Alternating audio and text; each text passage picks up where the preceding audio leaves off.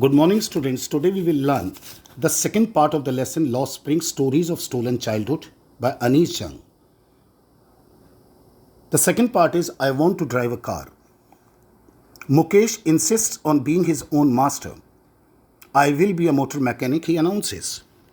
Do you know anything about cars? I ask. I will learn to drive a car, he answers, looking straight into my eyes. His dream looms like a mirage amidst the dust of streets that fill his town Firozabad. Underline this.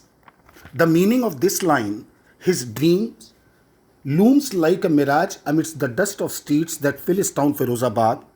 Here, the dream refers to Mukesh's dream of being a motor mechanic, being his own master, and escaping his destiny of being a bangle maker.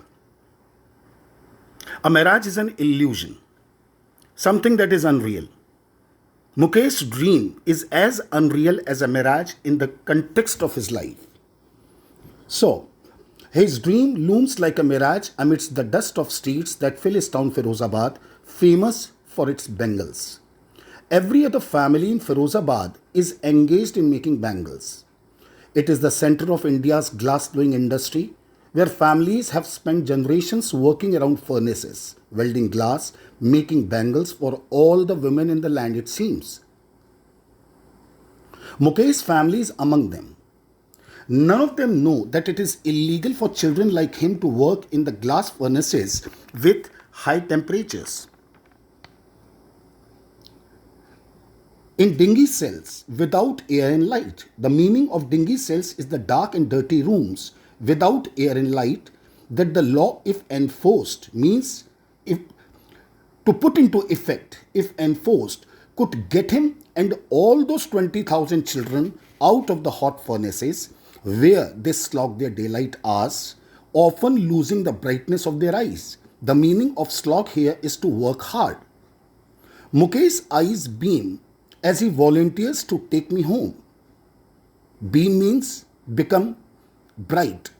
Mukesh's eyes beam as he volunteers to take me home, which he proudly says is being rebuilt. We walk down stinking lanes, choked with garbage, past homes that remains hovels, means dirty places, with crumbling walls, means breaking walls, wobbly doors, scary doors, no windows, crowded with families of humans and animals coexisting in a primeval state. Primeval means ancient times. He stops at the door of one such house, bangs a wobbly iron door with his foot, and pushes it open. We enter a half-built shack. Shack is a small building usually made of wood or mud. In one part of it, thatched with dead grass, thatched with, covered with straw, is a firewood stove over which sits a large vessel of sizzling spinach leaves. Sizzling means hot, boiling. On the ground in large aluminium platters, platters means the big utensils, are more chopped vegetables. A frail young woman is cooking the evening meal for the whole family. Through eyes filled with smoke, she smiles. She is the wife of, next page, she is the wife of Mukesh's elder brother. Not much older in years, she has begun to command respect as the Bahu, the daughter-in-law of the house, already in charge of 3 men, her husband, Mukesh, and their father. When the older man enters, she gently withdraws behind the broken wall and brings her veil closer to her face. Veil means to hide the face with sari. As customs demands, daughters-in-law must veil their faces before male elders. In this case, the elder is an impoverished bangle maker. Despite long years of hard labor, first as a tailor, then a bangle maker, he has failed to renovate a house, send his 2 sons to school. All he has managed to do is teach them what he knows, that is, the art of making bangles. Now the line is, Next paragraph, it is his karam, his destiny. Karam means karma. It is his karam, his destiny, underline it, says Mukesh's grandmother, who has watched her own husband go blind with the dust from polishing the glass of bangles. It is his karam, his destiny. Here, the bangle makers of Firozabad have toiled hard all their lives. Generations have been spent in the same hazardous conditions. Years of exploitation have killed all hopes and dreams. But there is a ray of hope. Mukesh still has a dream alive in his eyes. Yes, a God given lineage. Lineage? A God given lineage. Lineage means ancestry. A God given, we will read it in the next lines. Mukesh still has a dream. Yes, a God given lineage. And it can be broken. Courage and perseverance are the key to overcome such situation. Now I am reading it. It is his karam, his destiny, says Mukesh's grandmother, who has watched her own husband go blind with the dust from polishing the glass of bangles. Can a God-given lineage ever be broken? It's a question. Underline this. Can a God-given lineage ever be broken? I am repeating that the lineage means ancestry. Whatever the God has given. The lineage being referred to is the fact that the people of Firozabad have been in the trend of bangle making for many generations. Anyone who has the misfortune having been into the caste of bangle makers is a condemned to a life of bangle making, and those person cannot escape from their destiny. Understand? Born in the caste of bangle makers, they have seen nothing but bangles. In the house, in the yard, in every other house, every other yard, every street in Firozabad, spirals of bangles means round bangles, sunny gold, paddy green, royal blue, pink, purple, every color born out of the 7 colors of the rainbow lie in mounds in unkempt yards. Unkempt means uncombed, dirty, are piled on 4-wheeled handcrafts, pushed by young men along the narrow lanes of the shanty town. And in the dark hutments, next to lines of flames of flickering oil lamps, sit boys and girls with their fathers and mothers welding pieces of colored glass into circle of bangles. Their eyes are more adjusted to the dark than to the light outside. That is why they often end up losing their eyesight before they become adults. Now in this paragraph, there is a story of a little girl, Savita. First of all, I am reading the paragraph. Savita, a young girl in a drab pink dress, sits alongside an elderly woman soldering pieces of glass. Soldering means joining together. As her hands move mechanically like the tongs of a machine, I wonder if she knows the sanctity of the bangles she helped makes. Sanctity means state of being holy. It symbolizes an Indian woman's suhag, auspiciousness in marriage. It will be dawn on her suddenly.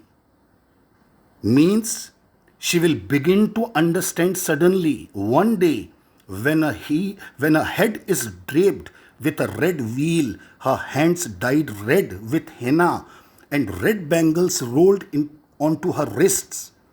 She will then become a bride, like the old woman beside her who became one many years ago.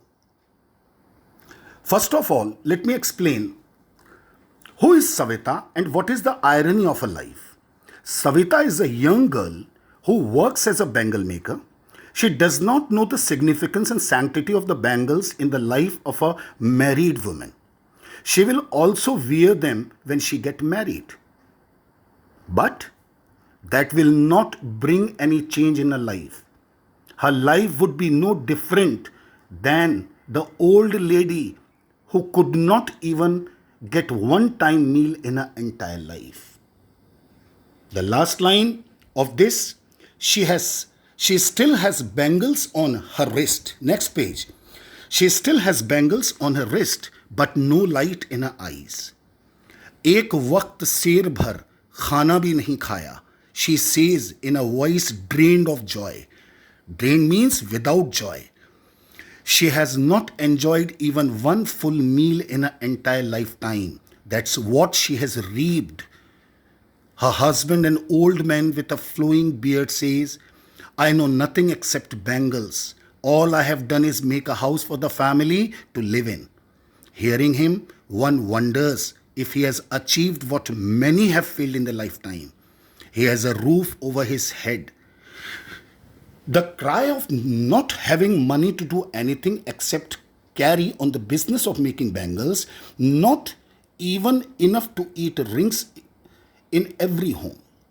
The young men echo the lament. Lament means it's a regret. The young men echo the lament of their elders.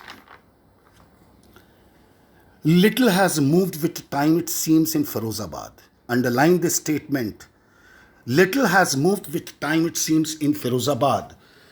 Though, I'm explaining, though laws have been made against child labor, children still continue to work in the bangle industry of Firozabad. Here, the children are exploited by moneylenders, middlemen, and bureaucrats. Even the police of that area does not protect them. These children had a miserable life and they have to work in extreme inhuman conditions. It is not only the children, but it is an apathy of most of the families living there. In fact, little has moved with time in the city of bangle makers. They are as poor and miserable as they were before.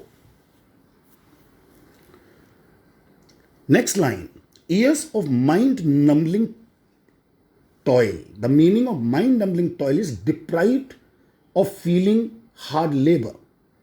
Years of mind-numbing toil have killed all initiative and the ability to dream. Why not organize yourself into a cooperative? I ask a group of young men who have fallen into, cooperative means society. Why not organize yourselves into a cooperative? I ask a group of young men who have fallen into the vicious circle of middlemen. Vicious means corrupt circle of middlemen who trap their fathers and forefathers. Even if we get organized, we are the ones who will be hauled up by the police. Hauled means forced to appear by the police, beaten and dragged to jail for doing something illegal.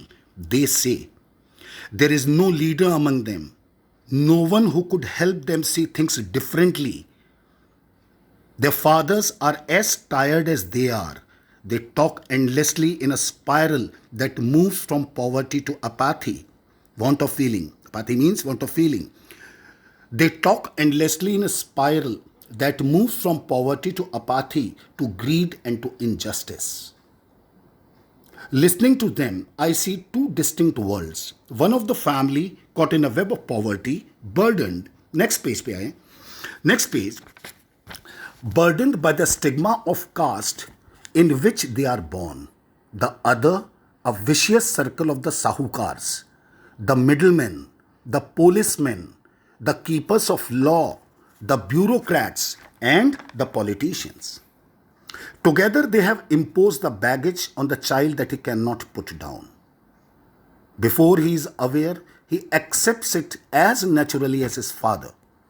To do anything else would mean to dare. And daring is not part of his growing up. When I sense a flash of it in Mukesh, I am cheered. I want to be a motor mechanic, he repeats. He will go to a garage and learn. But the garage is a long way from his home. I will walk, he insists. Do you also dream of flying a plane?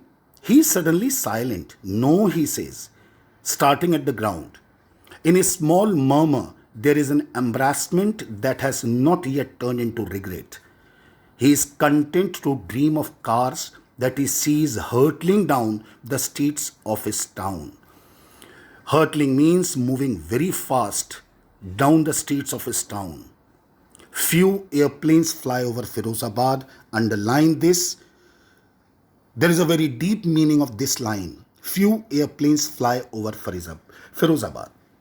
Listen, the writer was happy, Anish Jung was happy that Mukesh wanted to be a motor mechanic and was prepared to travel to the garage that was a long way from his home to achieve his dreams.